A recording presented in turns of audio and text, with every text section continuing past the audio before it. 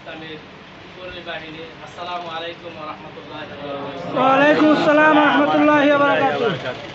কথা লম্বা করা যাবে না, তবে দু একটা কথা বলতেই হবে, যেটা না বললেই নাই। আল্লাহ তাআলা যুগে যুগে নবী রাসূলদেরকে প্রেরণ করেছেন এই দ্বীনকে জমিনে প্রতিষ্ঠিত করার জন্য। আল্লাহর জমিনে আল্লাহর দ্বীনকে প্রতিষ্ঠিত করার জন্য নবী রাসূলদেরকে প্রেরণ করেছেন। সূরা হাদীদের 125 নম্বর আয়াত আমাদের তেলাওয়াত করি। সেখানে আল্লাহ তাআলা বলছেন, লাকাদ আরসালনা রুসুলানা বিল বায়িনাতি ওয়া আনজালনা মাআহুমুল কিতাবা ওয়াল মিজানা লিয়াকুমান নাসু বিল কিসত।